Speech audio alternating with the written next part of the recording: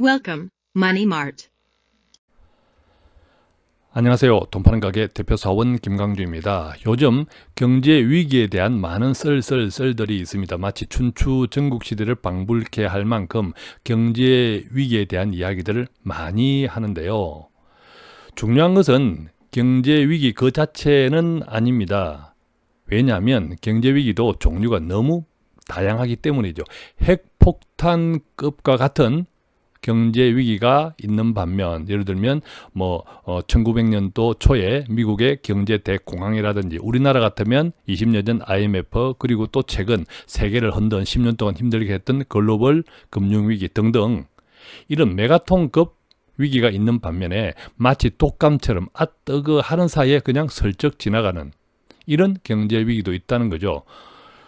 각각의 경제 위기를 이해하고 그 종류를 조금 이해하고 그때마다 우리가 어떻게 대응해야 하는가, 어떻게 준비해야 하는가 하는 것이 굉장히 중요하다는 거죠. 자, 오늘 이 방송은 조금 길어질 수 있습니다. 길어질 수 있다는 것 참고하시면서 오늘은 경제 위기의 종류, 그 다음에 우리나라 같으면 어떤 종류에 해당할까, 그때 우리가 가지고 있는 투자 대상 상품들, 예를 들면 예금, 부동산, 하다못해 전세로 사냐, 월세로 사냐, 또 펀드, 보험 이런 등등은 어떻게 영향을 미칠까도 같이 이야기할 거고요. 그 다음에 우리가 그럼 경제 위기를 준비하는 태도, 어떻게 준비를 할 것인지라는 것도 같이 이야기 나눌 것입니다. 그리고 이 경제 위기에 무풍지대인 국가들도 있습니다. 모든 나라가 경제 위기에 항상 시달리는 것이 아니라, 그럼 그들 나라들은 무엇이 우리와 다를까라는 것도 살펴볼 것입니다. 그러다 보니까 당연히 방송이 길어질 수 있는데, 우리는 일하러 나가면 하루 내 일하잖아요. 그죠? 하루 내 일하는 이유가 돈 벌기 때문입니다. 재테크 마찬가지죠. 우리가 돈 벌기 위해서 하는 겁니다. 어떤 의미에서는 재테크가 더 중요할 수 있다. 돈을 불리는 쪽이 중요할 수 있다라는 건데, 자, 그렇게 생각하면 조금 집중해서 듣는 것 전혀 나쁘지 않다. 자, 오른쪽 그림은 제가 자주 인용하는 코스톨라니의 계란 모형. 이 코스톨라니의 계란 모형은 금리 사이클, 즉 아랫단에 보면 금리 저점, 그리고 윗단에 보면 금리 정점, 고점이죠. 이것을 양축으로 해서 금리가 저금리에서 고금리로, 다시 고금리에서 저금리로 순환할 때마다 우리가 주식이나 예금이나 또 예금이나 채권이나 부동산, 이런 주식, 예금, 부동산, 채권 등등의 저축 또는 투자 자산들이 어떻게 이동하느냐, 이것은 곧 경제가 금리의 움직임에 따라서 어떻게 이동하느냐와 맞물려 있고, 또한 경기 사이클이라고 있죠. 우리가 경기 고점, 경기 저점, 예를 들면 호황, 불황, 침체 이런 등등도 이 금리하고 맞물려 있다. 금리가 앞서서 경기를 이렇게 견인할 수도 있고, 또 경기 때문에 금리가 후행할 수도 있는데, 앞서거니 뒤서거니 하지만 결과적으로는 똘똘 뭉쳐서, 경기랑 금리가 똘똘 뭉쳐서 같이 움직인다라고 이해하시는 것이 정답일 것 같고요.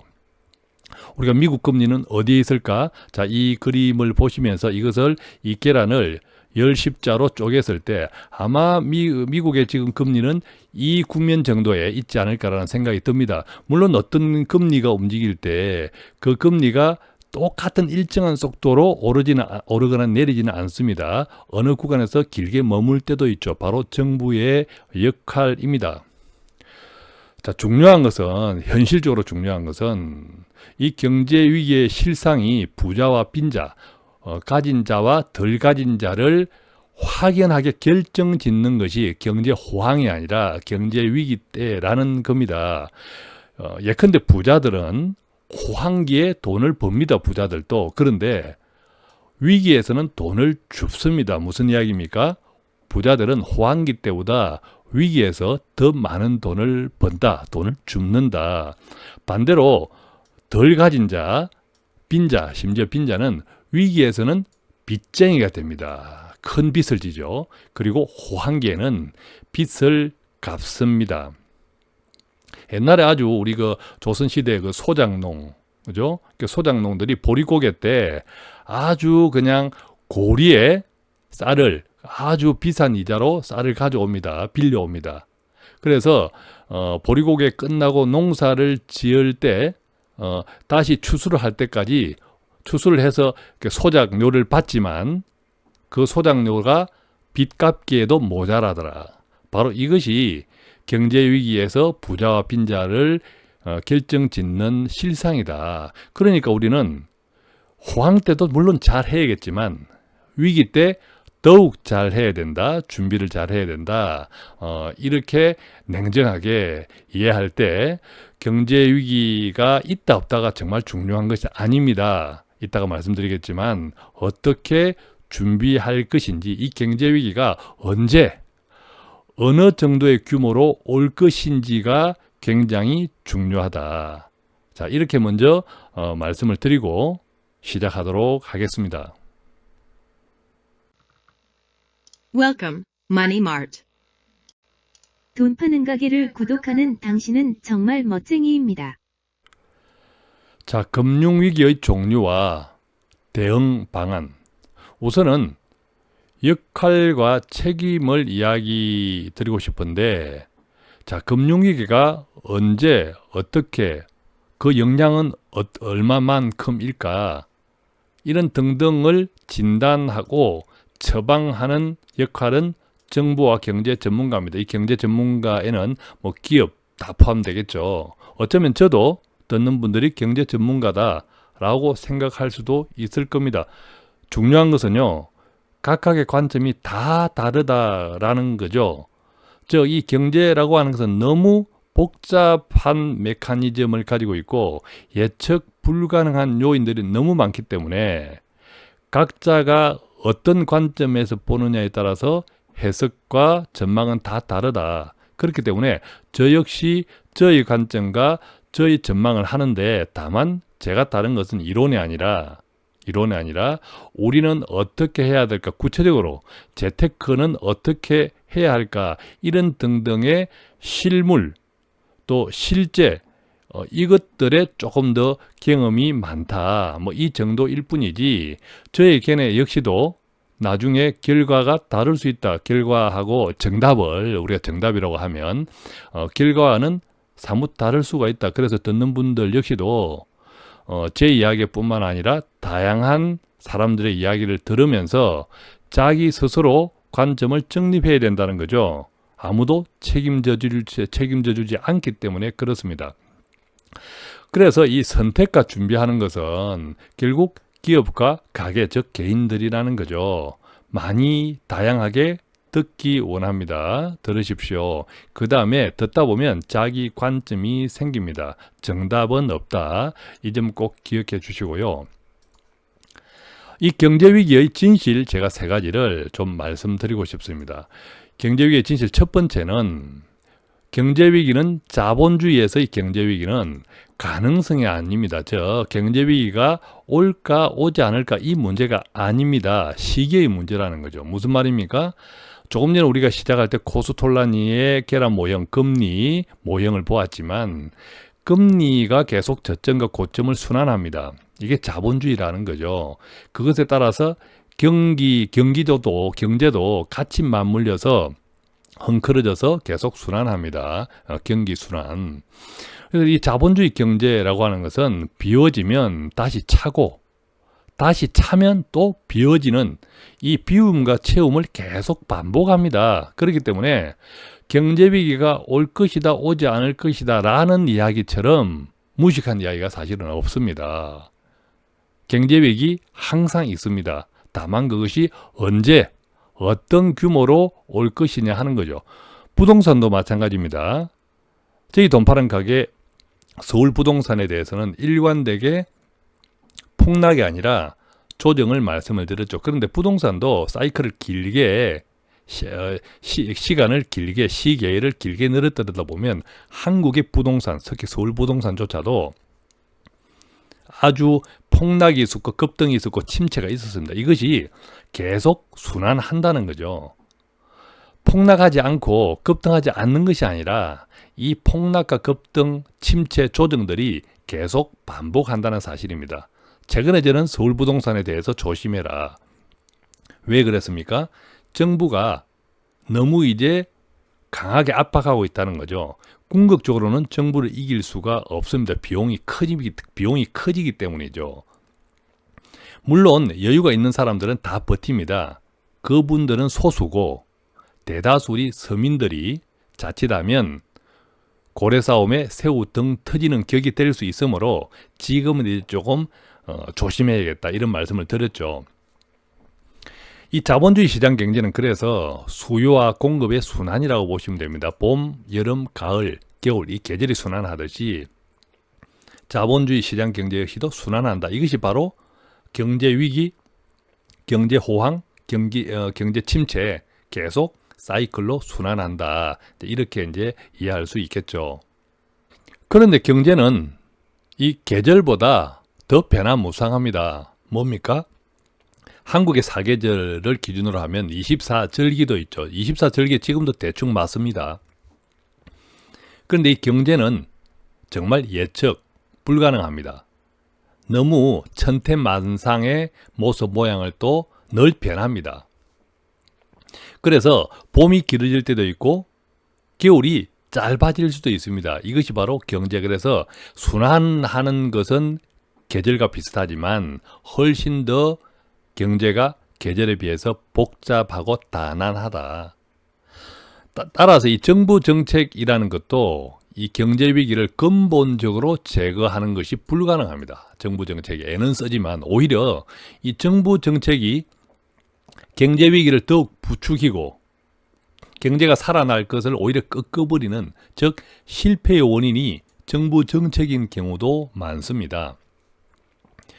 예를 들면 신흥국들, 최근 아르헨티나, 터키, 브라질, 러시아, 한국도 마찬가지고 이 신흥국들은 물론이거냐 이 경제 대국인 미국과 일본조차도 정부가 잘못 개입해서 침체 또 경제 위기를 더 가속화시켰거나 살아나는 경제를 오히려 더 밟아버렸던 이런 경우들 많습니다. 예를 들면 1900년도 초에 미국의 대공황도, 또 글로벌 금융위기도, 또 일본의 잃어버린 20년 이런 등등도 그 당시 정부의 잘못된 대처로 인해서 더 힘들어지고 조금 살아날 수 있는 경제를 다시 밟아버려서 결과적으로는 더 큰 위기를 초래했다. 이런 이야기들이 수탁이 있는 것처럼 정부 정책이 경제 위기를 근본적으로 제거할 수는 없는 거다.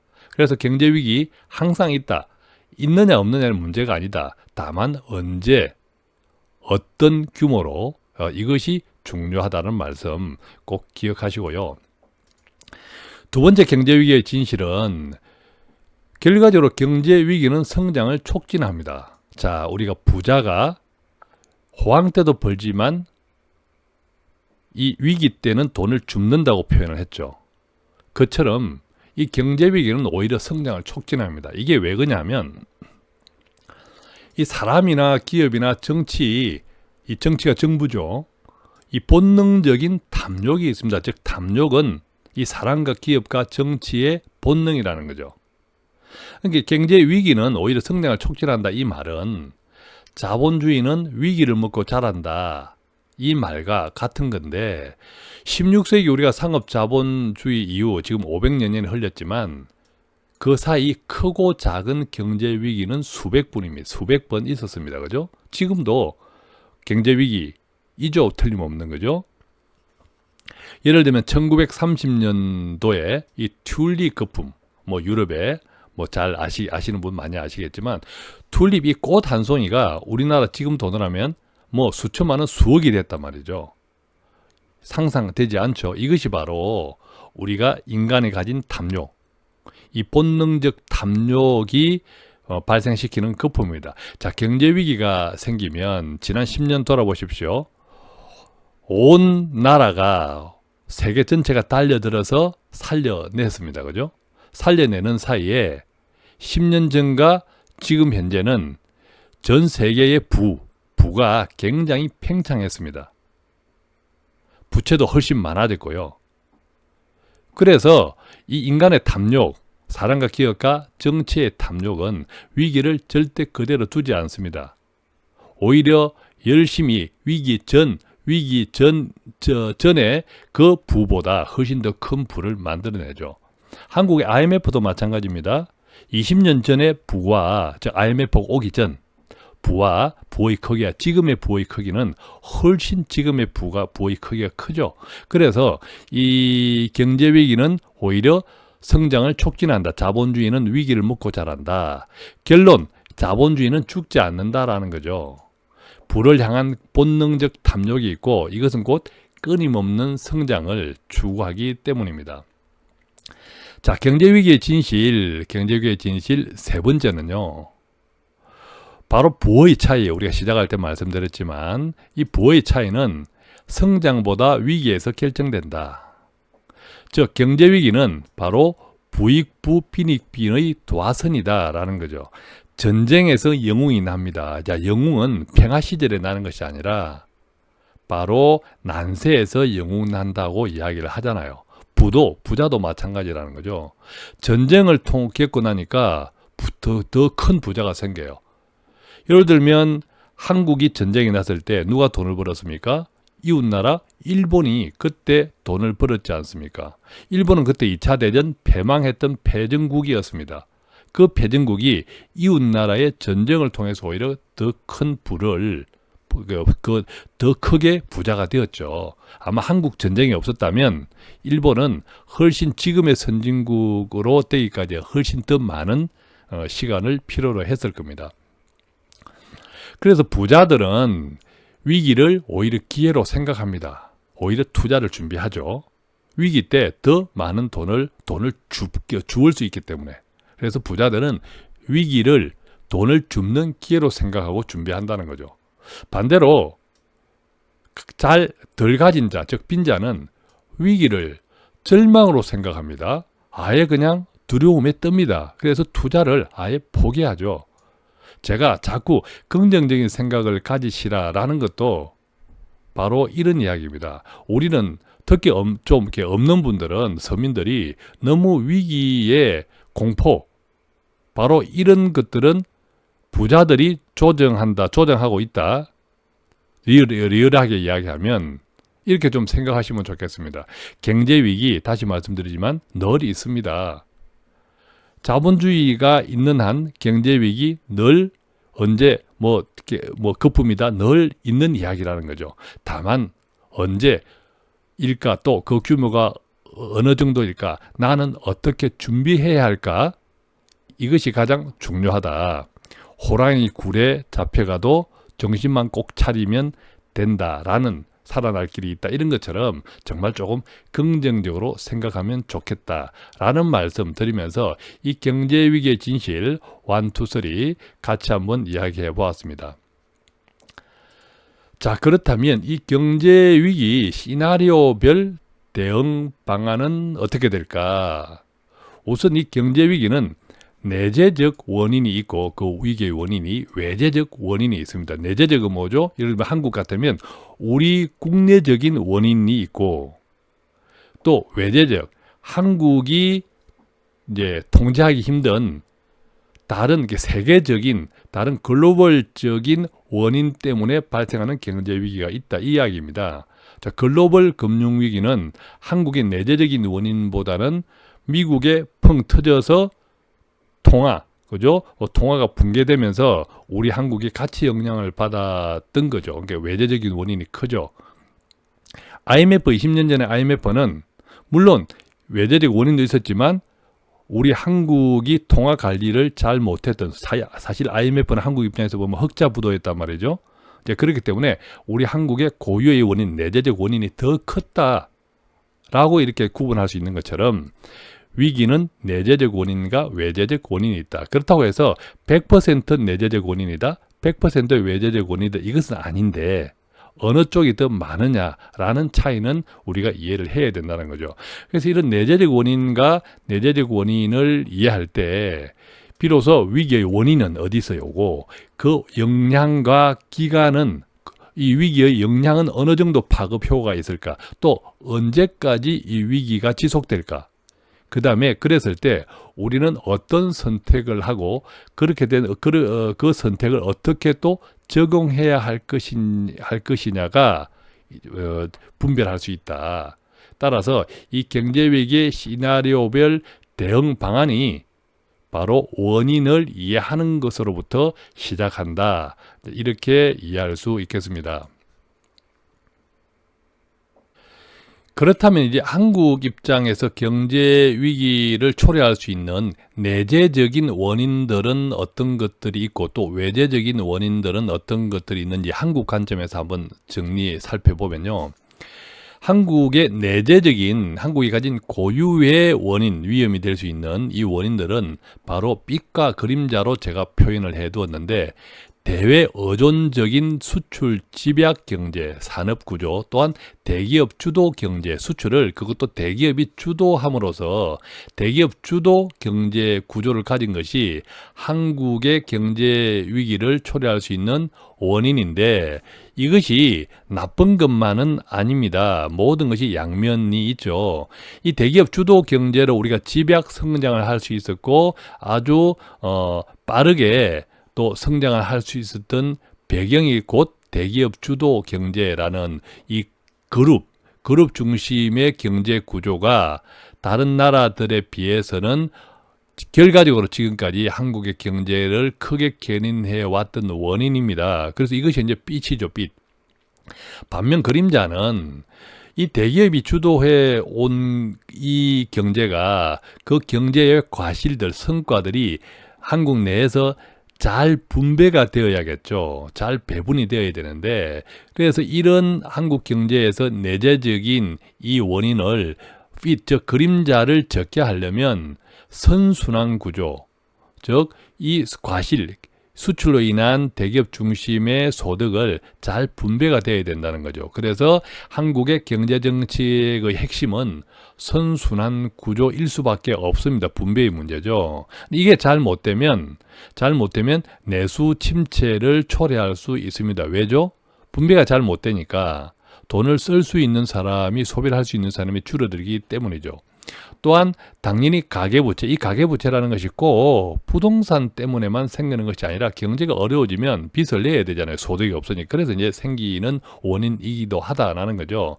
당연히 이제 고용 불안 있을 수 있고 요즘은 특히 이제 저출산 문제 때문에 한국 경제의 미래를 굉장히 또 불안하게 만든 요인이라는 거죠. 이런 것들이 이 한국이 가지고 있는 이 고유의 이 특징들이 한국 경제의 특징들이 양면성이 있다. 지금까지는 좋은 핏이었는데 이게 제대로 관리되지 못하면 앞으로는 이것 때문에 우리가 큰 그림자가 드리울질 수 있는데 여기다가 저출산 문제까지 우리가 극복해야 될 것들이 많다. 또한 이제 최근에는 이 가계부채 또 부동산 등등 이 해결해야 될 문제가 너무 산재해 있는 것이 한국이 가지고 있는 경제 위기를 초래할 수 있는 바로 내재적인 원인이다. 반대로 외재적 한국 외부의 원인은 어떤 것들이 있을까? 첫 번째는 한국은 기축통화권이 아니라는 겁니다. 바로 지금 기축통화는 어디입니까? 미국이죠. 그죠? 기축통화가 아니다, 국가가 아니다라고 하는 건 어떤 의미가 있냐 하면 경제 지배권이 없다는 뜻입니다. 결국 경제는 돈이지 않습니까? 우리가 달러죠, 지금 현실. 그래서 이제 경제 지배권이 없다, 기축통화국이 아니기 때문에 이 금리와 환율에 굉장히 민감하죠. 자, 이것이 바로 외재적인 첫 번째 원인이고 두 번째 원인은 앞서 말씀드린 대로 수출 주도 경제라는 거죠. 당연히 세계 경제 변화에 민감하게 영향을 받습니다. 즉 세계 경제 변화에 종속이 되어 있다. 이것이 또한 외재적인 원인입니다. 최근에도 미중 무역 분쟁에서 한국이 가장 큰 타격을 입겠다. 이런 전망들이 많았죠. 그러나 다행히도 아직까지는 한국의 수출이 계속 신기록을 갱신할 정도로 좋습니다. 그렇지만 더 지켜봐야겠죠. 미중 무역 전쟁이 지금 계속되고 있고 또 지금까지의 그 파괴효과가 지금 안 나타났을 수도 있으니까 지켜봐야겠지만 어쨌든 수출 주도 경제인 한국의 이 내재적인 요인은 바로 세계 경제 변화에 종속될 수밖에 없는 외재적 원인과 연결되어 있다. 세 번째 외재적 원인은 경쟁국의 성장입니다. 모든 면에서 그렇죠. 경쟁 국가가 있고 이 경쟁에서 뒤처지면 경제 침체가 옵니다. 우리 한국의 경쟁에 뒤처진다는 이야기는 어떤 뜻입니까? 수출이 줄어든다는 거죠. 예를 들면 인도, 대만, 또 중국 이런 등등의 우리 경쟁국들이 성장을 하면 우리가 수출했던 것들을 빼앗아 가잖아요. 그죠? 자, 그래서 적당한 때에 우리는 예를 들면 중국이 따라올 수 없는 산업, 4차 산업이라든지 이런 쪽으로 빨리 이렇게 판을 바꿔야 되죠. 이렇게 물갈이를 해야 되는데 우리 한국은 아직 안타깝게도 그렇게 못하고 있다. 이것이 또한 경제 위기의 원인이 될 수도 있다라는 이제 이런 뜻입니다. 반도체 부분도 중국의 반도체 굴기 등등 하면서 우리 반도체 산업에 걱정이 많아진 것처럼 그런데 다행히 또 반도체 역시도 질적으로는 중국이 따라오기로는 시차가 여전히 존재한다. 이런 등등의 분석도 있지만 결과적으로 한국이 이 경쟁국을 따돌리려고 하면 기존의 산업이 아니라 바로 새로운 산업으로 우리가 물갈이를 할 수 있을 때 가능하다. 그렇기 때문에 그렇게 하지 못하면 여전히 우리가 외재적인 위험에 처해질 수 있다. 이런 것들이 바로 외재적 요인이다라는 거죠. 자, 그럼 우리가 기축통화에 대해서 조금 더 재미있게 한번 이렇게 이야기를 나눠보면요. 이 기축통화는 예를 들면 전 세계 무역 결제 통화 기준, 전 세계 무역 결제를 할 때 어떤 통화를 쓰냐 하는 건데 달러가 60%가 사용이 됩니다. 압도적으로 많죠. 유로화가 한 20%, 주로 이제 유로존, 그죠? 유로존 또 같은 경제, 동일 경제 유로존에서 쓰이겠죠. 20% 정도 자기 시장을 가지고 있으니까.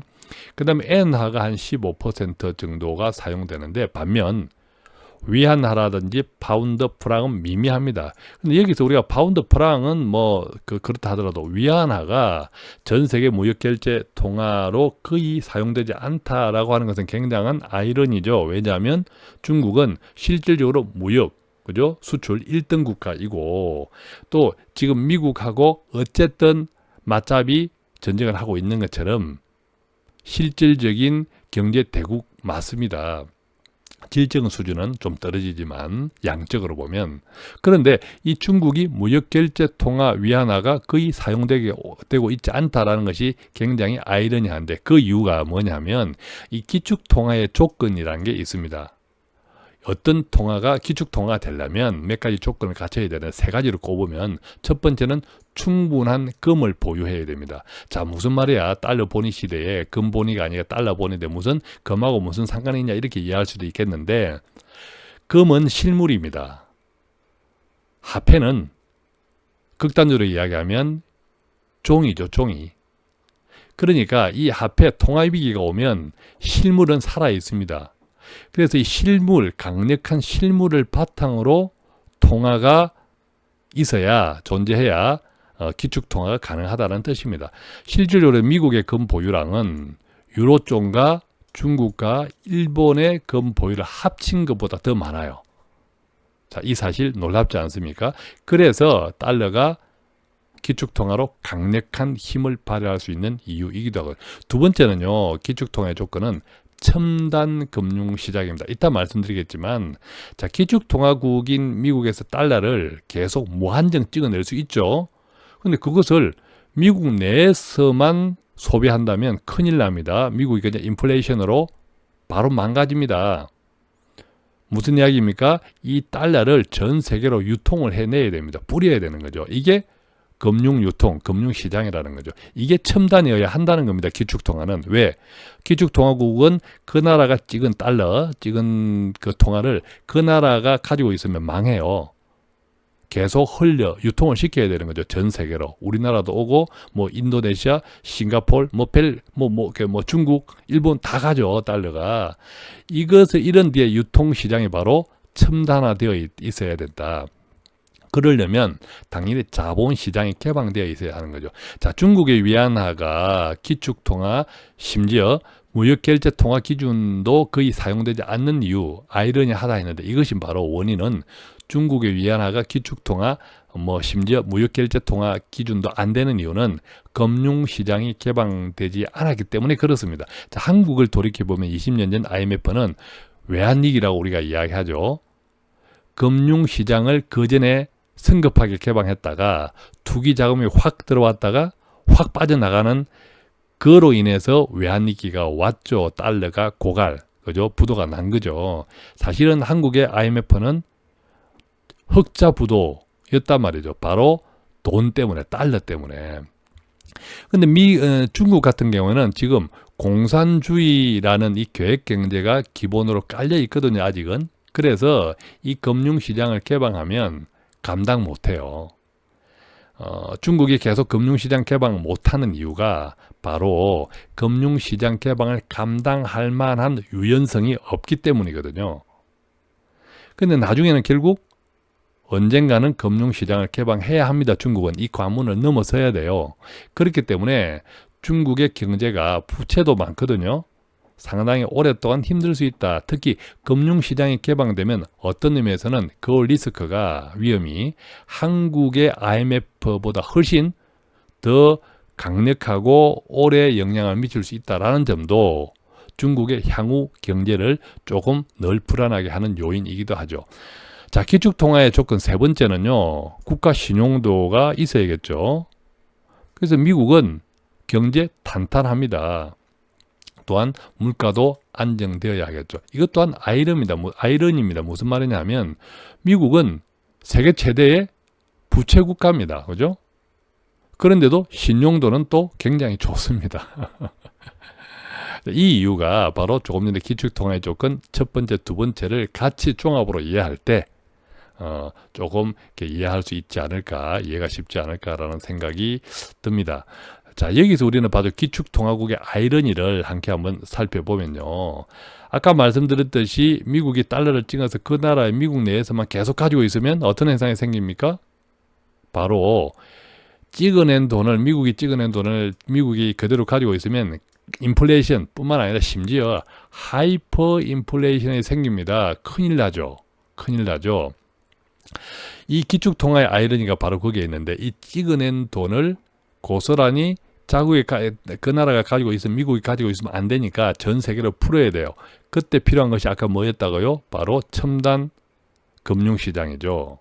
그런데 이 찍어낸 돈을 외국에 푸는 방법이 크게 두 가지가 있습니다. 그 돈을 그냥 줄 수는 없잖아요. 그러니까 이 찍어낸 돈을 어떻게 외국에 푸냐? 첫 번째, 대량으로 수입합니다. 수입하고 결제를 할 때 달러를 이제 상대국에 주면 되죠. 우리나라 자동차나 우리나라 반도체를 사들이고 수입하고 미국 입장에서 달러를 주면 달러가 우리나라로 넘어오잖아요. 그죠? 마찬가지로 중국 같은 경우, 중국의 값싼 소비재를 왕창 수입하니까 또 중국에 달러가 왕창 가는 거죠. 대신에 값싼 소비재가 왔으니까 미국은 물가 안정이 되는 효과를 누린다라는 거죠. 자, 대량 수입을 하니까 결국 달러를 수출을 하니까 반대로 이야기하면, 그래서 이 기축통화국은 대규모 무역 적자가 피할 수 없는 숙명과도 같은 겁니다. 다만 이 무역 적자를 어느 정도 조금 조절하고 줄일 수 있느냐는 문제. 지금의 이 미국과 중국의 무역 전쟁도 무역 적자를 흑자로 만들겠다, 이거 전혀 아닙니다. 기축통화국은 무역 적자를 흑자로 만들 수가 없습니다. 자, 그렇기 때문에 좀 너무 심하다. 그러니까 좀 자입해서 좀 이렇게 낮춰보자, 조절해보자. 내가 대통령이잖아. 대통령 체면을 좀 세우고 또 재선도 해야 되잖아. 이런 전쟁이 바로 지금 미중 무역 전쟁이라는 거죠. 기축통화국이 가진 한계. 자, 두 번째, 이 찍어낸 돈을 외국에 푸는 방법은 조금 전에 대량 수입이라는 게 있었지만, 두 번째는 해외 투자입니다. 결국 달러를 해외에 수출하는 것은 물건을 사서 달러를 결제하는 방법이 있고, 아예 투자를 해외에 하는 경우가 있죠. 그래서 이제 미국 달러들이 한국에도 마찬가지예요. 특히 신흥국에 많이 투자를 하죠. 신흥국에 많이 투자를 하는데 그러면 어떤 현상이 생깁니까? 자, 신흥국에 달러가 넘칩니다. 신흥국의 인플레이션이 미국이 인플레이션이 생겨야 될 인플레이션이 신흥국으로 수출되는 거죠. 또는 한국처럼 그러다가 잘못하면 통화가 그 달러를 확 빼가 버리면 어떤 현상이 생깁니까? 자본 회수를 하면 통화 위기가 생긴다는 거죠.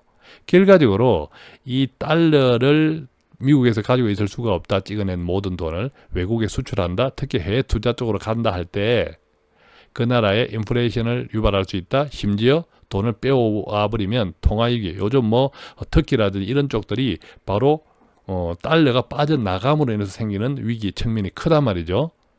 결과적으로 뭡니까?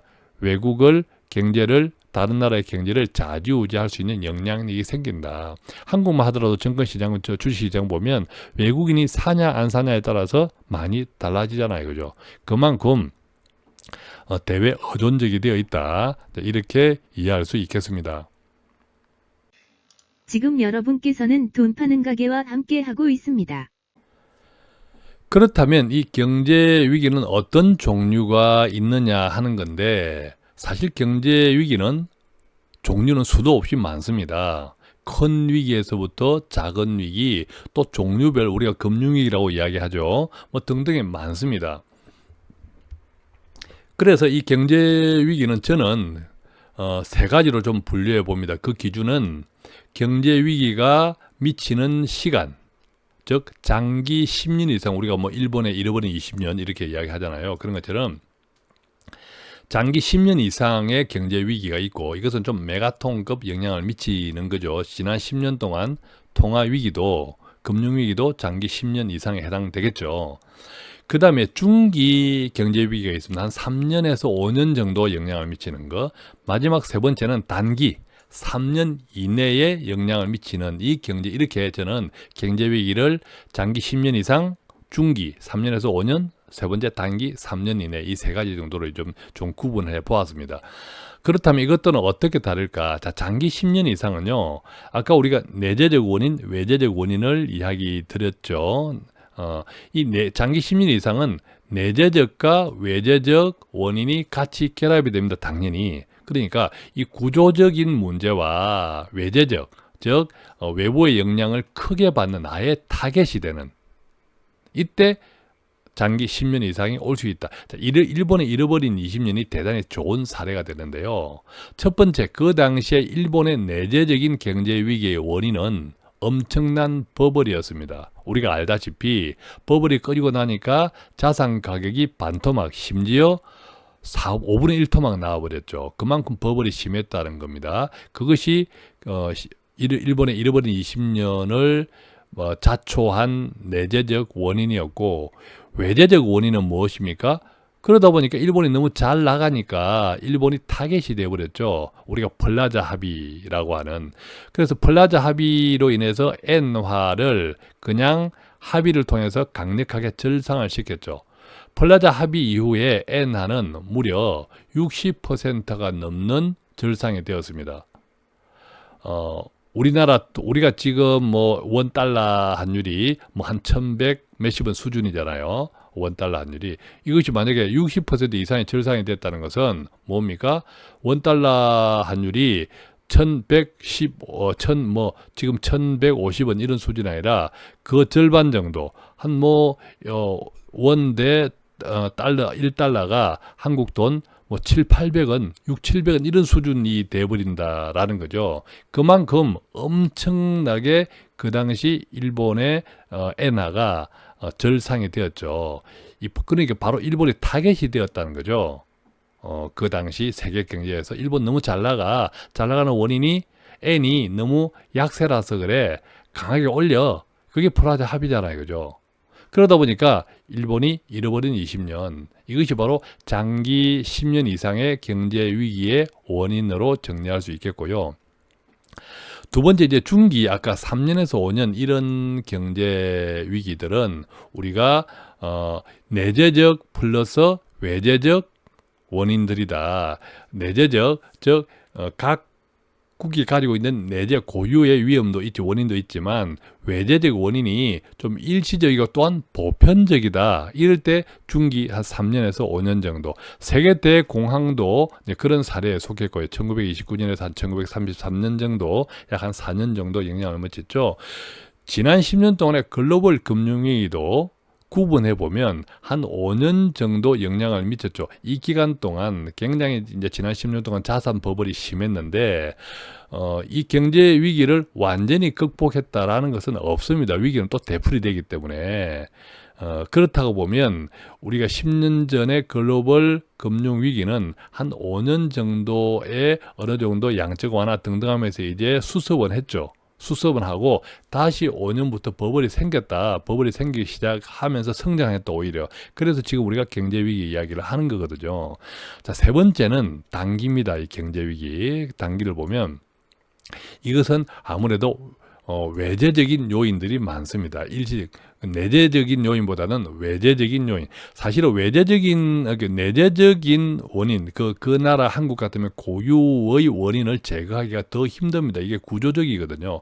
그런데 외부에서는 원인은 일시적인 경우가 많습니다. 외부 독감으로 한번 생각해 보십시오. 그래서 한국에 보면 그 80년대 지금 이 방송 듣는 조금 이제 나이 있으신 분들은 다 경험하셨겠지만 그 당시 한국의 삼고 뭐 석유값도 오르고 뭐도 오르고 등등 해서 이 한국의 삼고 불황이 있었죠. 뭐 그런 것들도 다 외부 일시적인 외재적인 원인들이었고 IMF만 하더라도 우리가 흑자부도였는데 나름대로 세계가 참 경탄할 정도로 빨리 부도 탈출을 했죠. 빚을 다 빨리 갚았잖아요. 그죠?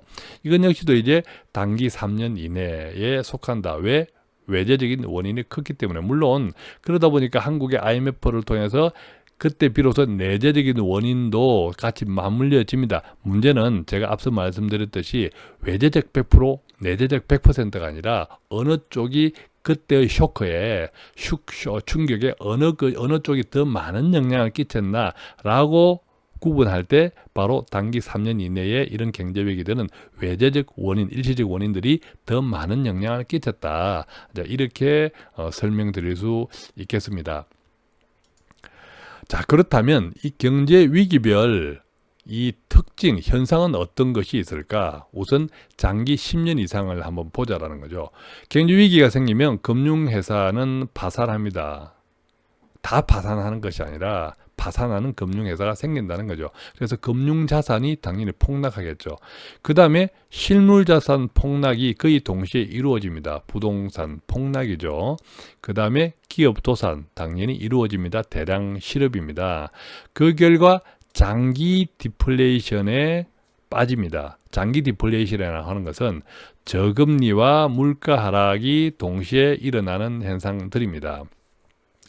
이 장기 디플레이션을 그래서 우리가 일본의 잃어버린 20년이라고 하잖아요. 일본의 잃어버린 20년이 바로 이 패턴을 그대로 이제 가져온 건데, 예를 들면 일본의 주가 지수가 1989년 말에는 뭐 39,000 포인트였는데 2001년 3월 달에는 그것이 12,000 포인트로 무려 3분의 1 수준으로 완전 폭락을 했고요. 현재는 많이 회복되어서 22,000, 23,000이지만 그럼에도 불구하고 1989년 말 그 당시 기준을 아직 회복하지 못하고 있다. 어떤 의미에서는 냉정하게 보면 일본은 지금도 경제 침체다 이렇게 이해할 수 있겠죠. 부동산 가격 일본에 마찬가지였습니다. 1998년 부동산 가격은 그 버블이 터졌을 때 그 당시에 대비 80%, 그러니까 5분의 80%의 자산이 증발해 버린 거죠. 이것이 바로 경제위기 장기 10년의 특징이다. 역대급 거품이 있었다는 거죠. 일본 같은 경우에 역대급 거품. 우리가 이제 플라자 합의를 뭐 잘 아시지만 1985년도 9월 달에 플라자 합의가 있었고 그 2년 후에 어떤 현상이 생기냐? 달러 대비 엔화가 무려 66%나 절상이 됐다. 그죠? 그래서 이제 원달러 환율, 우리가 미국 돈과 한국 돈의 환율을 보면 지난 10년간 최고 지난 10년간 최고치가 1,575원이었습니다. 최저치는 2014년도 1,007원이었는데 이 최고 1,575원과 최저 1,007원을 따지면 무려 뭐 한 30% 정도 최고치 대비 절상이 되었죠. 1,575원에서 1,007원이었으니까 이때도 상당히 어려웠는데 엔화가 66%나 절상이 됐으니 그것도 2년 만에 그죠? 굉장히 힘들었겠죠. 현재 원달러 환율은 1,126원입니다. 이것은 2018년 9월 17일 기준. 그래서 이 한국 돈과 달러를 비교해 보면 그닥 뭐 1,575원 2008년도에 그때 이제 IMF였을 때 IMF란다 이 글로벌 금융 위기였을 때죠. 그때 이제 뭐 1,575원까지 아주 절하가 되었다가 그 다음에 2014년도 1,007원 1달러당 그리고 현재 1,126원 이런 정도였는데 일본은 2년 만에 66%다. 굉장히 그 당시 이제 타겟이 되었다. 도쿄를 팔면 미국을 산다. 이런 식으로 미국을 상당히 조롱했죠. 지금도 미중 무역 전쟁을 보면 중국이 계속 뭐 굴기 하면서 미국이 조금 정서적으로 짜증이 났죠. 감정 싸움이 생긴 그런 측면도 지금 있습니다. 그죠? 그렇듯이 그 당시에 일본도 대단히 미국에 거들먹거렸다. 그 결과 폴라자 합의가 왔고 나중에 폭락 사태가 왔다. 세계 100대 기업 가운데 53개가 일본 기업이었을 정도로 분명 잘 나갔던 경제이기도 하다는 거죠. 어쨌든 그런 일본이 90년 11월부터 거품이 붕괴되면서 93년부터 본격화되어서 잃어버린 20년이 시작이 되었는데 여기서 우리가 주목할 것은 폴라자 합의가 1985년에 있었는데 거품이 붕괴되기 시작한 것은 그로부터 5년 뒤라는 사실입니다. 그리고 또 그로부터 3년 뒤인 1993년도부터 본격화되어서 대체적으로 많은 사람들이 경제 전문가들이 잃어버린 20년의 시작은 1993년도부터다라고 하는데 이것을 폴라자 합의 1985년과 비교해보면 몇 년 차이? 8년이 지난 때입니다. 폴라자 합의 후 8년. 이 이야기를 제가 왜 드리냐면 우리가 지금 미국 달러, 미국 금리와 한국 돈, 한국 금리 이주 수준차 갭, 이 갭의 영향은 분명히 있습니다만 당장 어제와 오늘 확 달라지지는 않는다. 그만큼 한국 경제도 많이 단단해졌다. 이 측면을 꼭 경제는 그렇게 단순하지 않다. 이렇게 좀 이해하시면 좋겠다는 측면에서 말씀을 드린 겁니다. 이 그림 가져온 것도 보면 일본은 이 정도로 올랐다가 이 정도로 폭락했죠. 한국은 시계를 길게 늘었다고 보면 일본도 똑같이 길게 늘었지만 이렇게 큰 뭐 산이 하나 생기잖아요. 이만큼 거품이 심했다고 하면 한국은 보시다시피 그닥 이 정도의 일본만큼의 버블이 아닙니다. 그래서 제가 한국은 일본 수준의 뭐 잃어버린 20년은 아니다라고 이야기 드리는 것들이 바로 이런 그림들입니다. 말로 하자면 물론 이제 보이는 그 모습은 일본형의 장기 침체를 닮을 수는 있겠지만 그 내용 그 정도는 분명히 다르다, 같지가 않다. 이렇게 저는 이제 생각을 하고요. 두 번째 이제 경제 위기별 특징으로 중기, 두 번째 3년에서 5년은 어떤 현상이냐? 다 비슷하긴 해요. 금융회사 파산을 합니다. 자, 우리가 글로벌 금융 위기도 바로 미국의 투자회사 그 리먼 사태라고 하죠. 그 회사의 파산으로부터 시작했지 않습니까? 당연히 실물 자산도 폭락합니다. 그 당시 미국 완전 그냥 뭐 부동산 값이 권리값이 되었죠. 우리가 서버 모기지로 다 이해하시는 것처럼 그게 연쇄 반응을 일으키면서 다 그냥 뭐 경매가 나왔지 않습니까? 당연히 기업들 어려워지죠. 대량 실업이 일어납니다. 그럼 어떤 현상이 생깁니까? 통화가 돈이 증발합니다. 돈이 이제 가물어지기 시작하는 거죠. 돈이 기해지기 시작하니까 경기가 침체되고 금리가 상승합니다. 자, 금리가 이제 상승하니까 바로 어떤 대응이 나옵니까? 우리가 양적 완화라고 이야기하는 돈풀기로 나온 거죠. 그래서 2008년 글로벌 금융위기는 돈풀기로 나왔는데 이 돈풀기는 결국 이 경기 침체를 막기 위한 유동성을 공급하는 쪽이었죠. 돈이 이제 막 풀기 시작합니다. 어떤 현상이 생겼습니까? 우리나라도 마찬가지지만 주식이나 부동산에서 이제 자산 가격이 급등을 합니다. 우리나라뿐만 아니라 미국이나 유럽들 부동산 많이 올랐습니다. 어쨌든 이제 미국은 주식이 10년 동안 4배나 올랐다고 하지 않습니까? 그만큼 이 자산 가격이 급등을 하는 거죠. 당연히 이제 거품 논쟁이 생깁니다. 어떻습니까? 우리가 시작할 때 말씀을 드렸지만 이 자본주의 경제에서 경제 위기는 항상 있다. 있냐 없냐의 문제가 아니다라는 거죠. 지금 우리가 이 글로벌 금융 위기를 다시 한번 좀 복귀를 해보고 있지만 마찬가지로 극복을 했다고 하는데 거품이 생긴다. 영원한 극복은 있을 수가 없다. 이렇게 이해하면 좋겠습니다. 자, 이제 세 번째는 단기죠. 단기 3년 이내, 3년 이내를 보면 마찬가지로 금융회사 파산, 실물자산 폭락, 기업 도산, 통화 수축까지는 아까 이게 중개하고 같습니다. 자, 중개하고 갔는데 이것이 이제 제가 이제 일본의 경제 20년 이상을 이야기할 때는 장기 디플레이션을 이야기했지 않습니까? 자, 5년 이게 중기 단기를 이야기할 때는 장기 디플레이션을 없습니다. 그죠? 그것이 빨리 극복이 된다는 것을 이제 말씀드리고 있는 듯이 싶은데 어쨌든 이제 통화 수축은 일시적으로 옵니다. 그래서 경기 침체가 오고 금리 상승이 오는 거죠. 다만 이 단기냐 장기냐 중기를 해석할 때 외재적이냐 내재적이냐 이런 것들 거기 또 타겟이 되냐 타겟이 되지 않고 노멀한 보편적인 모든 달에 영향을 미치는 것이냐 이것에 따라서 이렇게 다 다른데 이 3년 이내는 한국 같은 경우에 좋은 예인데 외재적인 원인이 더 큰 경우다. 더 큰 경우다. 당연히 이런 단계를 거치지만 아까 금융회사 파산, 실물자산 폭락, 기업 도산, 통화수 이런 단계를 거치지만 이것들이 짧게 진행이 된다. 이렇게 이제 이해를 할 수 있겠고요.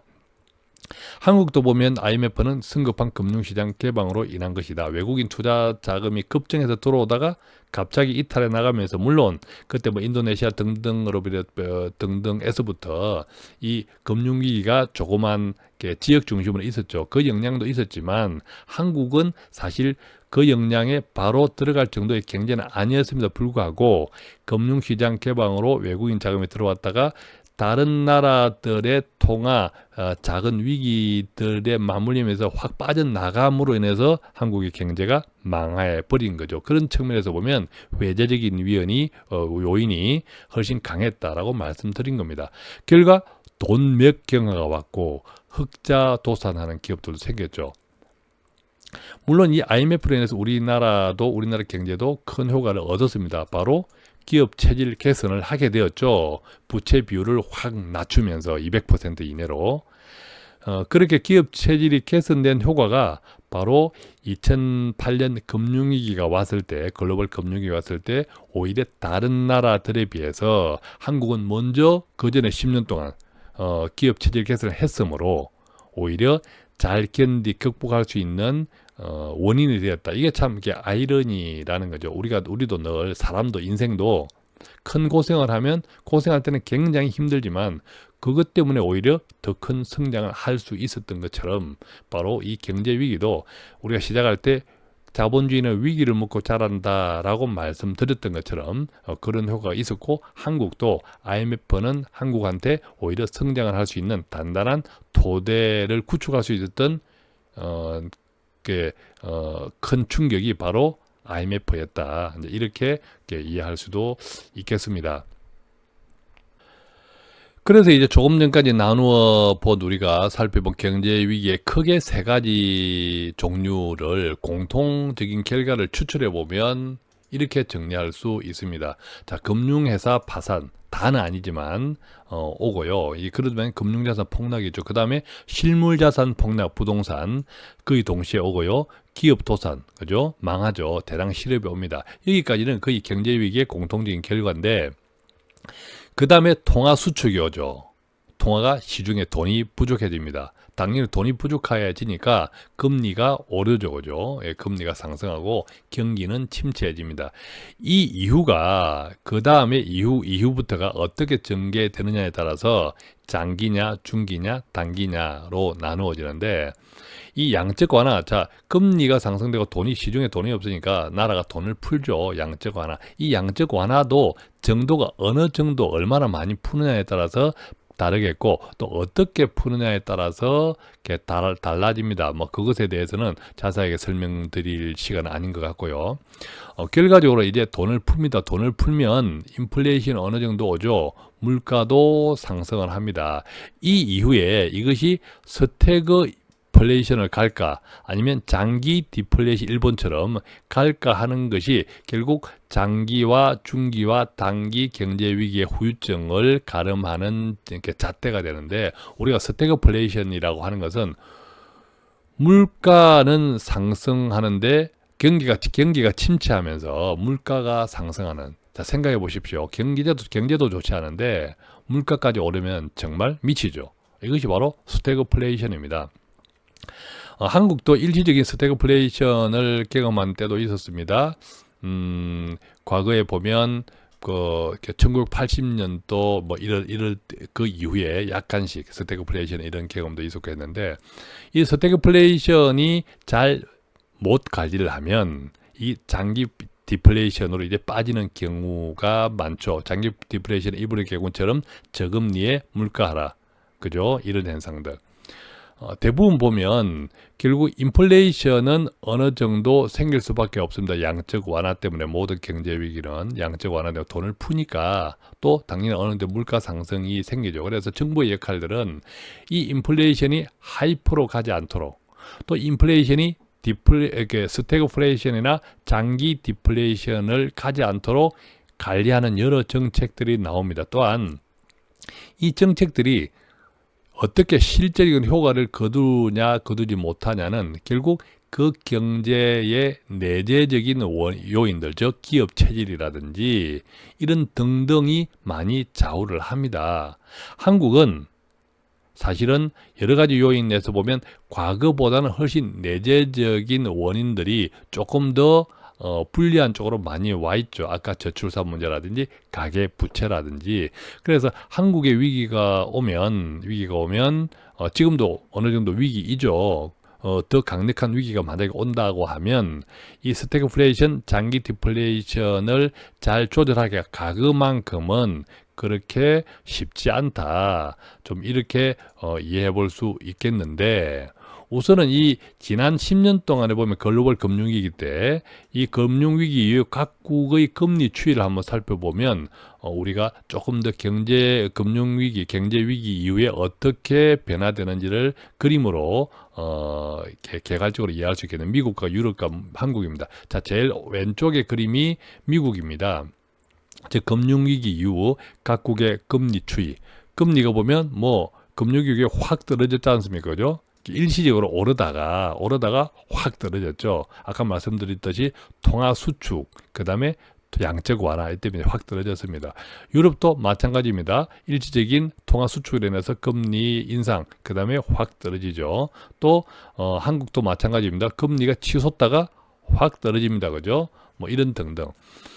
그래서 금리가 치솟다가 확 떨어지는 것이 정상이라는 거죠. 이게 조절이 잘 된 결과라는 거죠. 우리가 이게 잘 못되면 하이퍼 인플레이션으로 가버리면 정말 그 이유는 감당하기 힘들죠.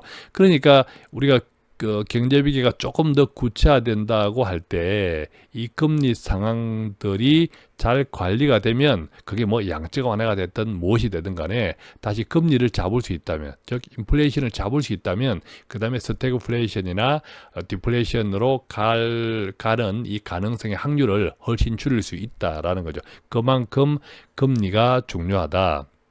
금리 움직임이 중요하다. 그렇다면 이제 한국 경제는 이제 구체적으로 그럼 어떻게 적용해 볼까? 우선 한국 경제 오늘 내재적인 것들을 다시 한번 정리해 보면요. 우선은 생각만큼 나약하지는 않습니다. 한국의 수출은 분명히 10년 전, 20년보다도 훨씬 더 성장해 있습니다. 자, 수출 주도 국가에서 수출이 성장해 있다는 것은 그만큼 경제 체력이 성장해 있다는 거죠. 나약하지 않다는 겁니다. 다만 이 수출과 내수가 너무 자꾸 갭이 벌어지고 있는 거죠. 수출은 오히려 더 성장했는데 내수, 즉 우리가 눈앞에서 아침에 눈을 떠서 시장을 바라보는 우리 눈앞에 보이는 시장은 좋지 않은 거죠. 자영업이 도산하고 회사가 일찍 문을 닫고 또 빨리 잘리고 그죠? 등등 하니까 또 돈은 버는데 이렇게 남는 돈이 없고 이런 등등의 착시 현상이 있다. 수출과 내수의 갭이 과거보다 더 벌어져서 바로 이 선순환 구조를 못 만들어낸 영향이 크죠. 냉정하게 이야기하면.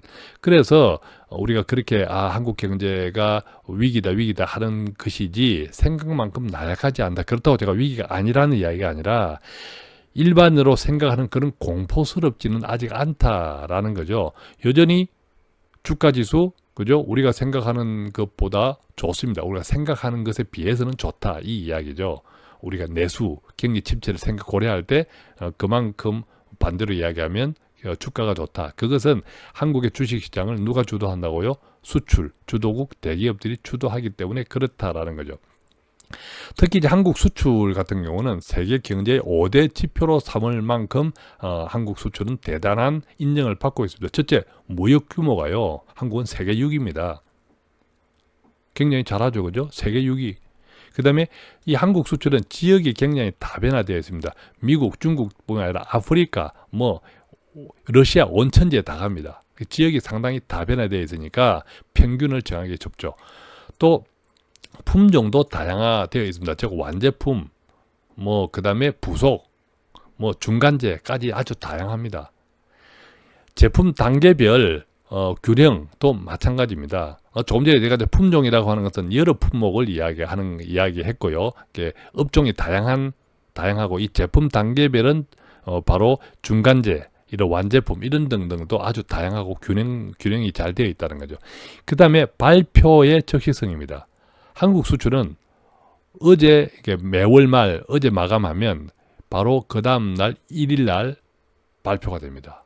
자, 이런 나라 쉽지 않습니다. 그러니까 이 한국 수출이 세계 경제의 5대 지표가 된다. 몇 가지 이유에서 한국 수출의 추이, 예를 들어 한국 수출이 더 좋아진다, 더 나빠졌다 이걸 보면 세계 경제가 더 좋아졌구나, 더 나빠졌구나 이런 정도의 참고가 될 만큼 한국 수출은 대단하다. 이것이 한국의 내재적인 강점이다. 그런데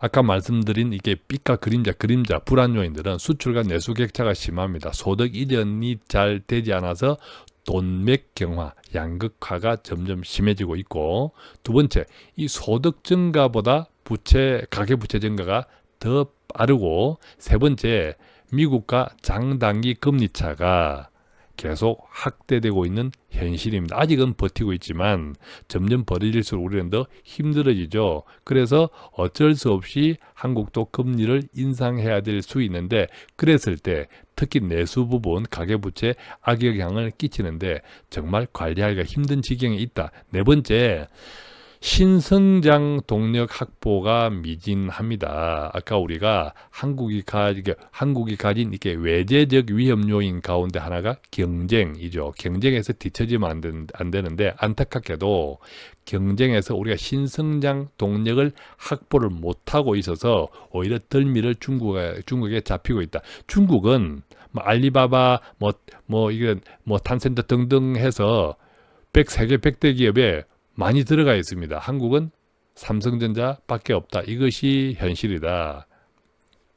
다섯 번째는 저출산 고령화. 세계에서 제일 빨리 늙어가고 있는 나라. 이것이 바로 한국이라는 거죠. 경제 활력이 당연히 둔화되어 있습니다. 여섯 번째는 정말 저는 이게 보이지 않지만 형체는 없지만 아주 중요하다고 생각하는데 사회적 자본이 꼴찌입니다. 뭡니까? 서로 상호간 신뢰하는, 사람을 신뢰하는 이런 믿음이 신뢰지수가 꼴찌라는 거죠. OECD에서. 이 신뢰지수가 꼴찌니까 갈등 비용이 굉장히 증가합니다. 서로가 서로를 못 믿으니까.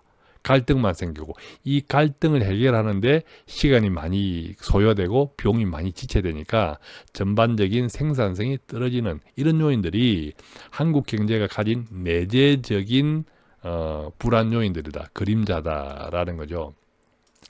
자, 그래서 여기에서 우리가 이제 한국의 외재적인 요인 가운데 가장 큰 영향이 바로 미국입니다. 기축통화 미국의 금리라는 거죠. 이 부분을 한번 이제 살펴보면, 다시 이제 코스톨라니의 금리 모형을 가져왔습니다. 이것을 이제 10십자로 계란을 이렇게 쪼개보면, 여기가 1, 2, 3, 4라고 보면 바로 좌측, 좌상단 이 지점에 미국 금리가 와 있다. 뭐 이렇게 아마 다 공감들을 하실 건데, 자, 금리 정점과 금리 정점은 어떤 때가, 금리 정점은 언제냐라는 질문을 누가 하신다면 저는 이렇게 답을 드릴 수 있겠는데, 금리는 그 나라의 경제 수준하고 비슷합니다. 그 나라의 경제 수준이라고 하는 것은 경제 성장률을 말씀드리는 겁니다. 즉, 뭐 중국처럼 뭐 7, 8% 아직 6, 7% 성장하는 나라에서의 금리 고점은 한 10% 정도 된다고 보면, 우리나라도 옛날에 한때 그랬죠. 미국처럼 또 한국도 상당히 이제 성숙한 경제인데, 기껏해야 성장이 뭐 2%, 3% 이런 수준에서는 금리 역시도 3%, 최대 뭐 한 4, 5%를 넘을 수가 없는 거죠. 이것이 바로 금리 정점이라는 거죠.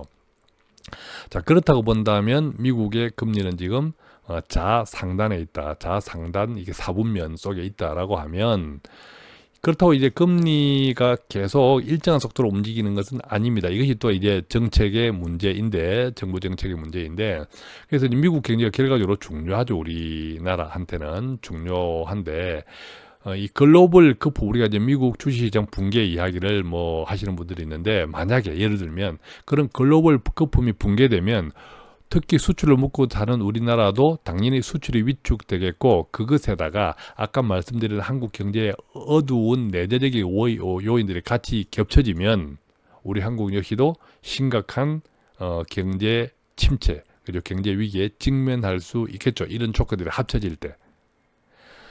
그렇다고 보면 우리가 2008년 금융위기를 어떻게 극복했냐, 자, 이것을 한번 되돌아볼 필요가 있는데, 우리 한국이 어떻게 극복했냐. 아까 말씀드렸듯이 IMF 이후에 그로 인해서 경제 및 기업 체질이 크게 개선이 되었고, 플러스 그 이후에 반도체, 자동차, 화학 등 고부가 수출이 일어났고, 또한 동시에 중국의 급성장, 이것이 우리 한국의 글로벌 금융 위기를 잘 극복했던 요인이다. 자, 중국의 급성장은 왜 그랬냐? 그만큼 우리 수출, 그죠?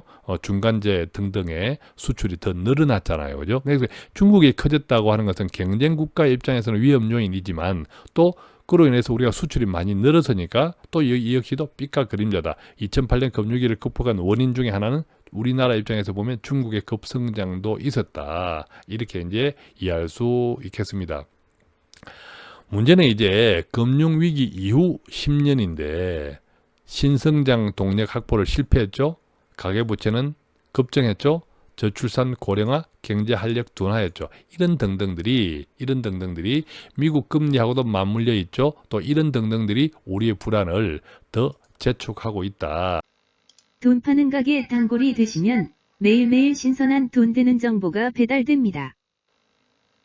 그렇다면 이제 정작 중요한 것, 바로 한국의 경제 위기가 닥친다면 이 한국의 경제 위기의 종류, 패턴은 어떤 것일까라는 건데요. 크게 이제 우리가 살펴본 대로 세 가지, 장기 10년 이상일까 일본처럼, 두 번째 중기 3년에서 5년 사이일까, 세 번째 단기 3년 이내로 그칠까, 이런 내용입니다. 대체로 우리가 이제 일본의 장기 침체 20년 이상을 걱정하시는 분들이 많은데, 조금 전에 앞에 페이지에서 보았던 그림 다시 가져와서 보면 일본의 그 당시에 플라자 합의 이후 그 이후 8년 이후부터 시작된 장기 침체 20년 이상 일본의 거품은 지금 한국과 일본의 세계 GDP 대비 비중 추이를 이 그림을 통해서 보고 있는데 앞에 페이지에서 보았던 거 다시 가져왔습니다. 그 당시 일본의 거품은 무지 막대했습니다. 거의 뚜렷하게 큰 산을 이룰 정도로 꼭대기 거품이 컸다라는 거죠. 그에 비해서 한국은 일반적인 그냥 국가, 이렇게 자본주의 경제의 일반적인 수준입니다. 그래서 이 침체는 올 수 있지만 당연히 일본 수준이 아니다. 일본 수준일 수가 없다. 왜? 너무 일본은 그 당시에 거품은 엄청났기 때문에 지금의 한국과 비교할 수 있는 수준이 전혀 아니다. 한국뿐만 아니라 그 당시 일본의 거품은 유례가 없을 정도의 거품이었다. 자, 이 점을 감안한다면 한국 역시도 침체가 올 수 있지만 일본형은 아니다. 그 정도와 규모에 있어서는 그렇게 저는 단언해서 말씀드릴 수 있겠고요. 그럼에도 불구하고 저는 한국의 경제 위기가 닥친다면 장기도 아니고 중기도 아니고 단기도 아니고 현재 이 상태가 계속 지속된다고 볼 때, 전제할 때 다른 변수가 없다고 보면 저는 오히려 중기에서 장기 사이, 즉 한 5년에서 10년 정도 사이에 경제 위기 패턴이 아닐까, 이런 생각을 하게 됩니다. 자, 우리가 정리하면 장기 10년 이상 이런 경제 위기는 그 국가의 구조적인 문제, 내재적인 문제 플러스 집중 타겟이 될 때, 그 당시 일본, 지금도 사실 이제 중국이 어떤 의미에서는 집중 타겟이 되고 있는 형국이기도 합니다. 한국은 그럴 가능성 별로 없다. 그죠? 두 번째, 이제 중기 3년에서 5년 같은 경우에는 구조적인 문제, 외재적인 문제가 결합될 수 있는데, 최근 우리가 지난 10년 동안의 글로벌 금융 위기처럼 이것은 전 세계가 같이 겪는 것이다. 세 번째, 단기 3년 이내는 우리 한국의 IMF처럼 외재적 일시적으로 오는 현상, 돈맥경화가 잠시 뒤틀렸던 행국이다. 자, 그렇다면 한국에 만약 경제위기 온다면 지금의 행패는 IMF 수준보다도 오히려 더 만성적인 이런 경기 침체가 지속되는 한, 다른 변수가, 뚜렷한 변수가 없다면 장기와 중기 사이일 가능성이 크다. 저는 이렇게 보는데, 오히려 중국이 한국보다 더 위험할 수 있다고 생각합니다. 중국에 만약에 경제 위기가 구체적으로 닥치면 장기 10년 이상짜리다. 왜냐? 중국의 가계부채도 우리 한국 못지 않습니다. 물론 한국보다는 비율이 떨어지지만 그래도 아주 이렇게 걱정이 많습니다. 또 지금 과거에 일본처럼 집중 타겟이 되고 있고 앞으로도 될 우려가 있습니다. 왜냐하면 중국의 기술 또 침해, 또 중국이 반드시 겪어야 될 것이 바로 뭐죠? 자본시장 개방입니다. 정말 제대로 중국이 경제를 해나가려면 자본시장 개방을 거쳐야 되는데 못하죠. 왜? 공산주의 경제체제가 기반에 깔려있기 때문에. 그렇지만 반드시 겪어야 된다고 할 때 우리나라 IMF 이상 버금가는 충격이 올 수 있습니다. 그래서 이런 것들을 보면 오히려 한국보다 중국이 만약에 경제 위기가 구체화된다면 장기 10년 이상짜리다. 이렇게 저는 생각할 수 있습니다. 그런데 여기에 이제 변수가 있습니다. 한국의 경제 위기에 두 가지 변수. 우선 관건은 미국 경제입니다. 왜? 한국은 수출 주도형이고 미국의 수출, 또 미국이 경제가 계속 성장을 지속할 때 그 영향권에 있는 우리나라의 교역 상대 국가들의 동시 성장, 그 영향들을 고려하면 우리 수출 주도형 한국 경제에는 기본적인 버팀목이 될 수 있기 때문이죠. 그래서 미국이 나홀로 성장하든 어쨌든 성장을 지속하는 것이 한국 경제에는 대단히 중요하다. 기본적인 버팀목은 된다. 이 문제가 결국 이제 미국 경제가 관건인 현실이 있고요. 그럼에도 불구하고 이제 한국 경제의 내재적인 문제가 계속 지속되면 아까 이제 우리가 살펴보았듯이 중장기 가운데 한 5년에서 10년 사이 이런 현상, 형태는 일본형 경기 침체와 유사해 보이는데 일본의 정도는 아니다. 왜 일본의 거품에 버금갈 그런 행편은 전혀 아니다라는 측면에서 보면 그 역량은 일본하고 비교할 것 아니다라고 아까 말씀드렸고요. 그렇게 이제 진행이 되면 그럼에도 불구하고 정부 재정은 성장할 겁니다. 왜? 수출은 여전히 우리 국내 경기에 비해서는 이게 이분법적으로 우리가 어떻게 생각을 해야 합니다. 국내 경기와 이 수출, 우리나라의 경제 성장은 이제 이분화시켜서 생각해야 된다고 보면 정부 재정은 성장을 할 수 있다. 오히려 세금도 증가합니다. 그렇지만 개인은 계속 힘들어지고 빈곤할 수 있다. 뭐 이렇게 이제 정리를 할 수 있겠고요. 최대 변수는, 자, 관건은 미국 경제지만 최대 변수는 역시 북한 문제입니다. 이게 한반도 뉴딜 정책이라고 표현할 수 있겠는데, 자, 이 지도에서 이 세계 지도입니다. 이 세계 지도를 그냥 이제 그림에서 보면 뭐 글자들이 적은데 한국과 북한의 교역 문제가 아니고요. 그것은 기본적인 것이고 북한 문제는 이 북한 문제가 풀리면 이 대한민국은 바로 유럽으로 직항, 그죠? 뭐 열차든 뭐 이렇게 도로든 직접 교역이 가능합니다. 엄청나죠. 즉 대한민국은 지금 북한에 가로막혀서 대한민국 아래 뭡니까? 일본 정도 이 변방에서 어떤 의미에서는 놀고 있는데 항공편으로 다 둘러가죠. 북한을 다 둘러가잖아요. 그런데 북한 문제가 뚫리면 러시아와의 관계, 유럽과의 관계 이런 것들이 바로 직항, 바로 직로가 열리면서 엄청난 무역 이런 경제 효과가 커지는 거죠. 그래서 뭐 이게 북한 문제 때문에 걱정하시는 분들도 많겠지만 또 당연히 투자해야 될 비용도 만만치 않지만 바로 이 점에서 우리가 한반도 뉴딜 정책, 미국의 뉴딜 정책에 버금가는 아주 뭐 역사적인 이슈, 역사적인 프로젝트일 수밖에 없다. 그리고 다행히 상당히 지금 진척되고 있다라는 측면에서 보면 결국 북한 문제 속도에 따라서 한국의 경제 위기 구원투수가 될 수 있다. 또 최소한 침체 기간을 앞당길 수 있다. 3년 이내로. 우리가 정말 우리가 토건 산업이라고 하잖아요. 이명박 정부 때 이게 4대강. 또 뭐 우리가 최근 들어 이 아파트 이런 등등들은 이유를 떠나서 또 결과를 떠나서 그 과정에서는 상당히 많은 경제 뉴딜 효과, 파급 효과, 생산 효과를 유발합니다. 그래서 부동산이 굉장히 경제에서는 중요한데 이 북한 문제는 바로 그것에 100배, 1000배 수준의 버금가는 효과가 있다라는 거죠. 우리가 돈이 많이 들겠지만 외국 자본 역시도 엄청나게 유치할 수 있다는 점점 등등을 고려하면 바로 한국 경제 위기의 가장 최대 변수는 북한 문제가 아닐까 저는 생각을 합니다.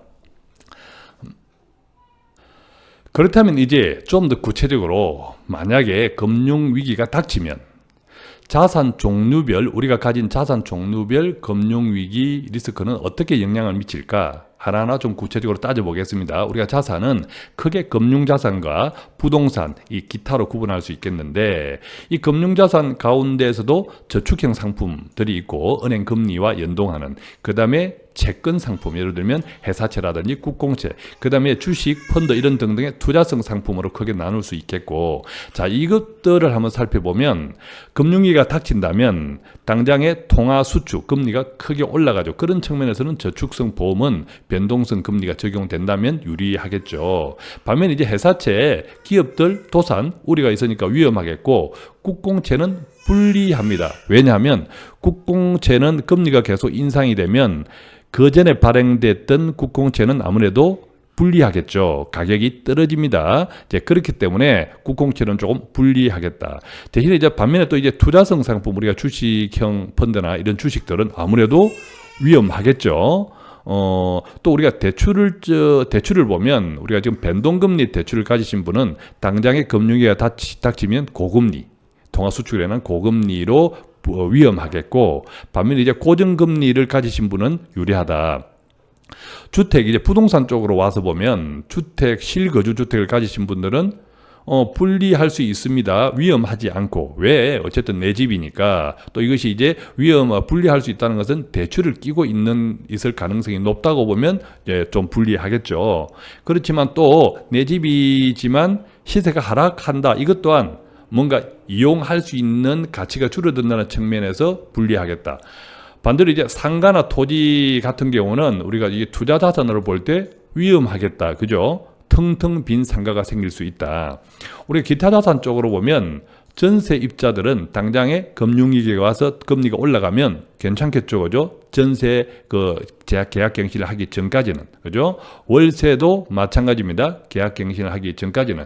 그래서 이제 계약갱신을 하기 전까지 금리가 통화수 쪽으로 폭등을 했다가 다시 통화 공급, 물적, 양적 완화 정책으로 인해서 금리가 다시 조정이 정리가 되면 그때 이제 재계약할 때는 오히려 또 괜찮겠죠. 이런 이제 시기에 따라서 장단점 또 위험 분리 유리 이런 측면으로 고려할 수 있겠다. 이렇게 좀 나누어 볼 수 있겠고요. 이제 우리는 코스톨란이 달걀 모형의 의미를 다시 한번 되새겨 보고자 합니다. 자, 경제 위기냐 아니냐, 이게 뭐 논쟁은 항상 있습니다. 아무리 경제가 좋을 때도 이 코스톨란의 달걀을 보면 이 달걀의 어떤 지점에서도 경제 위기 논란은 항상 있습니다. 침체가 되면 이 장기 침체에 대한 논쟁이 있는 것이고 또 상승을 하면 거품에 대한 논쟁이 있습니다. 그래서 논쟁은 항상 있습니다. 이 경제 위기라고 하는 것은. 그러나 이 코스톨라인의 달걀에서도 보면 금리 고점, 정점과 금리 저점 이것을 양축을 해서 계속 순환하는 것이 바로 코스톨라인의 달걀인데, 정말 중요한 것은 금리 고점이든 금리 저점이든 이것이 끝이 아니라는 거죠. 왜? 계속 순환합니다. 금리 고점도 다시 저점으로 가지만 또 기다리면 고점으로 오고, 금리 저점에서도 또 기다리면 금리 저점이 온다는 거죠. 이게 끝이 아니다. 그래서 쪽집게가 아니라면 결론 계속 투자할 수 있느냐, 인내할 수 있느냐, 그것이 문제인 것입니다. 여기서 보면 지금 우리가 이제 미국 금리가 어느 정도 왔냐, 아까 우리가 대략 한번 짐작을 해봤지만 이것을 4분의 2로 끊으면 보통 이제 좌우측 4분의 1 지점, 이 지점 어딘가에 미국 금리가 있겠죠.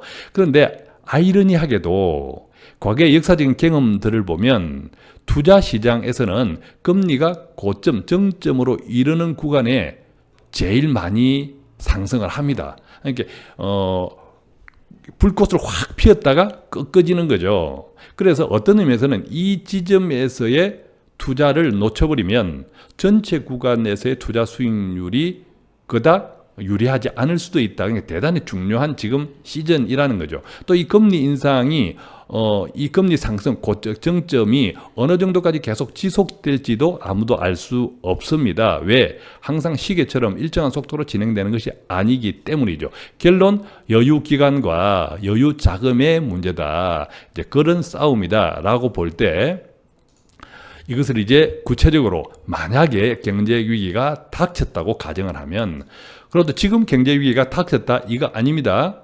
계속 경제 위기설이 있는 거죠. 그런데 만약에 경제 위기가 닥쳤다고 한번 가정해 볼 때, 우리는 그럼에도 불구하고 이 위기는 끝이 아니고 계속 진행되기 때문에, 순환되기 때문에, 그럼에도 불구하고 조금 전에 여유 자금, 여유 기간으로 위험 자산에 투자할 수 있는 몫을 일정 부분, 계층과 나이와 그 재정 상태에 따라서 다 다르지만 일정 부분 가져가야 한다. 예를 들면 50대 이상, 은퇴자 이런 포함한 50대 이상에서는 여유 계층과 부족 계층이 있을 건데, 여유 계층은 여유 있으니까 위험 자산에 그래도 한 20-30% 가져갈 수 있다. 부족 계층 역시도 안전자산 비중을 높여야겠지만 위험자산 비중을 그래도 한 12%, 10%, 20% 정도 가져가면 좋다. 왜? 다시 돌아올 테니까. 50세 이상이라 하더라도 100세 인생을 감안하면 몇십 년의 기간이 남았다는 거죠. 40대는 50대보다는 위험자산 비중을 조금 더 높여야겠죠. 최소 재정 상태에 따라서 부족 계층이냐 여유 계층에 따라서 위험 자산을 한 20%에서 최대 한 40% 정도는 경제 위기가 닥쳤더라도 지속적으로 투자할 수 있다. 그런 상태가 굉장히 희망적이다. 왜냐하면 우리가 투자는 쌀 때 사서 비싸게 팔라고 할 때 경기가 저점으로 갈수록 싸지잖아요. 그때 사지 못하면 나중에 언제 비쌀 때 살 겁니까? 늘 우리는 비쌀 때 사서 오히려 쌀 때 팔아서 손해를 보는 이것들을 거꾸로 패턴을 바꾼다면 오히려 경제 위기가 닥쳤을 때도 위험 자산을 지속적으로 투자할 수 있는 재정 상태를 내가 만드는 것이 중요하다는 거죠. 20대, 30대는 말할 것도 없습니다. 정말 활동 기간이 많이 남았지 않습니까? 소비를 시작하고 또 재산을 행사하는 준비기입니다. 그래서 이 20대, 30대도 여유 계층과 부족 계층이 있죠. 또 부모님의 도움을 받아서 여유 있는 층도 있고 뭐 등등 있는데 마찬가지입니다. 20대, 30대는 위험자산 비중을 높일 수 있다면 더 높여야겠죠. 사이클은 반드시 돌아오기 때문에 그래서 쌀 때 더 많은 위험자산을 가지고 유지할 수 있다면 크게 위너가 될 수 있다는 거죠. 부족 계층, 20대, 30대에서 재정이 좀 부족한 계층도 우선은 종잣돈을 모으기 위해서 안전자산 비중을 높여야겠지만 그럼에도 불구하고 위험자산을 가져갈 수 있다면 30-40% 정도 꾸준하게 아니면 최소한 10-20%라도 가져가는 것이 바람직하다. 이렇게 좀 말씀드릴 수 있겠고, 만약 경제 위기가 닥친다면 우리 모든 공통적인 것은 복지가 축소됩니다. 그죠? 예를 들면 연금 제도가 바뀐다든지 세금 부담이 증가하겠죠. 왜? 경제 위기가 닥친다면 정부는 재정을 공급해야 될 수요처가 훨씬 많아지기 때문에 부자들 또 여러 가지 소득 구간, 높은 소득 구간, 부동산 등등의 세금 부담이 증가합니다. 우리의 소득세 역시도. 그래서 공통적으로는 이제 절세 부분을 자신의 재정 형편권 따라서 좀 상당히 많이 고려하는 게 좋다. 또 우리가 안전자산 비중도 적절하게 위험자산 비중, 그 나이, 여유계층, 부족계층의 형편에 따라서 잘 분산해서 포트폴리오를 가져가는 것이 좋다. 이것이 만약 경제 위기가 닥쳤다면 이렇게 가져갈 수 있도록 지금부터 조금 준비를 하는 것이 좋다. 자, 이 말씀을 함께 드립니다. 그런데 우리가 이제 마지막으로 한번 나누고 싶은 게 이런 거예요. 경제 위기 무풍지대가 있습니다. 그렇다고 완전 무풍이 아니지만 영향은 받겠지만 아주 영향이 적은 어떤 나라들이냐면 이 스위스, 핀란드, 네덜란드, 독일 이런 나라들입니다. 자, 스위스, 핀란드는 인구가 한 1,000만이니까 그래도 인구가 적으니까 영향을 덜 받을 수 있다라고 생각할 수 있는데 독일 같은 경우는 인구가 7천만 넘잖아요. 근데 이 독일은 정말 대단하죠. 독일이 동독, 서독, 동일 합쳐져서 통일 비용 엄청나게 지불했는데도 지금 공업국가 엄청, 그죠? 경제 위기 무풍지대에 속하는 안전한 나라가 되어 있고, 또 독일이 지금 세계적으로 난민을 제일 많이 받는 나라가 독일입니다. 그러니까 계속 가난한 사람들을 흡수하니까 n분의 1은 줄어드는데 또 그 비슷하게 다시 채워내는 그런 대단한 나라가 독일인데, 이런 나라들의 특징이 몇 가지 있습니다. 우리가 본받아야 되는 이 특징들이 우리나라하고 반대입니다. 첫 번째, 대기업과 중소기업의 상생 구조가 갖춰져 있습니다. 우리나라는 그렇지 못하죠. 두 번째, 기여에 대한 공평한 보상, 즉 학력이나 이것이 아니라 어떤 일을 하느냐에 따라서 소득 불평등이 굉장히 적습니다. 동일한 노동, 동일한 임금, 이런 것들이 우리나라보다는 훨씬 공평하다라는 거죠. 그러니까 굳이 꼭 대학 가야 된다 이런 것이 없다라는 거죠. 세 번째, 교육입니다. 우리 교육은 경쟁과 일등주의지만 이들 나라의 교육은 철저하게 인성, 그 다음에 협력입니다. 그리고 교육의 목표는 진로입니다. 그 아이의 재능을 발견해서 일찍부터 진로를 선택하는 것이 중심이 되어 있죠. 우리나라하고는 완전 다릅니다. 그죠? 마지막으로는 사회적 자본입니다. 이들 나라들은 신뢰지수가 아주 높습니다. 사회적 자본이 높으니까 우리는 굉장히 갈등 지수가 높잖아요. 그러다 보니까 어떤 정책을 펼치라도 비용이 굉장히 많이 드는 나라가 우리나라다. 국회도 싸우죠. 개청도 싸우죠. 지역도 싸우죠. 아파트 담함하죠.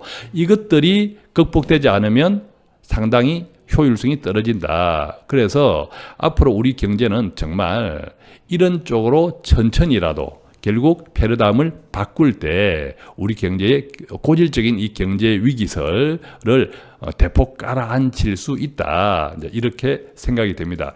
자, 이제 오랜 시간 같이 좀 이야기를 나누어 봤는데 한 페이지로 정리해 보면 이렇습니다. 물론 고점과 저점은 항상 있습니다. 사이클은 순환합니다. 그러나 그것이 투자의 끝은 아니다. 꼭 기억하시기 바라고요. 정부와 기업이 해줘야 될 일이 있습니다. 규제 개혁이죠. 산업 구조를 재편해야 되고, 그다음에 교육 혁명 정말 중요합니다. 결국 교육에서부터 모든 것이 시작 비롯되기 때문이죠. 대기업과 중소기업 협력 강화하는 방안을 서로 이 대기업들이 많이 좀 생각해 보아야 될 일들이고, 사회적 자본 신뢰를 구축하는 것, 정말 교육에서부터 신뢰를 구축해 나가는 것들이 우리 정부와 기업이 정말 주도적으로 해 나가야 될 일들이다. 그렇다면 가게, 개인들은 어떻게 해야 될까? 너무 지나치게 낙관해서도 안 되겠지만, 뭐 경제 위기가 온다, 뭐 폭락을 한다, 뭐 이런 너무 불안을 조장하는 것도 아니다. 한국은 대단히 위대한 민족입니다. 똘똘 뭉쳐있을 그 위기 때 더 강력한 에너지를 발휘하는 것이 우리 한국인이라고 한다면 너무 지나친 낙관도 그렇지만 불안을 조장하는 일은 안 하면 좋겠고, 또한 동시에 우리가 자산과 연령에 따른 적절한 대처 준비, 그것을 위해서 늘 우리가 경제에 관심을 가지고 또 가능하면 좀 좋은 자들을 옆에 두어서 같이 보폭을 맞추어 나가는 노력들도 굉장히 중요하겠다. 그렇지만 뭐니 해도 최대의 변수는 북한 변수다. 북한 변수가 어떻게 관리되냐에 따라서 우리 경제의 엄청난 방향성을 바꿔낼 수 있다. 이 점 꼭 우리가 함께 좀 생각한다면, 우리가 우리 경제, 세계 경제뿐만 아니라 북한 변수를 바라보는 우리 태도도 조금 달라지지 않을까, 이런 생각을 가집니다. 자, 여기까지 뭐 좀 이렇게 90분짜리였네요. 정말 특강입니다. 특집입니다. 자, 매일매일 돈 파는 가게, 오늘 또 열심히 나름 일을 하고 있습니다. 이 방송 들으시고 혹시 궁금하거나 도움받기 원하시는 분들 계시면 전화 02-5360-153 또는 카카오톡에서 돈 파는 가게 검색하셔서 돈 파는 가게 머니 슈퍼마켓 나오면 플러스 친구 맺고 1:1 채팅창 이용하시거나, 아니면 저희 돈 파는 가게 홈페이지 1:1 게시판을 이용해 주셔도 아는 범위 내 최선을 다하도록 하겠습니다. 자, 장시간 이 특집 방송 같이 해주신 모든 분들께 다시 한번 감사드립니다. 고맙습니다.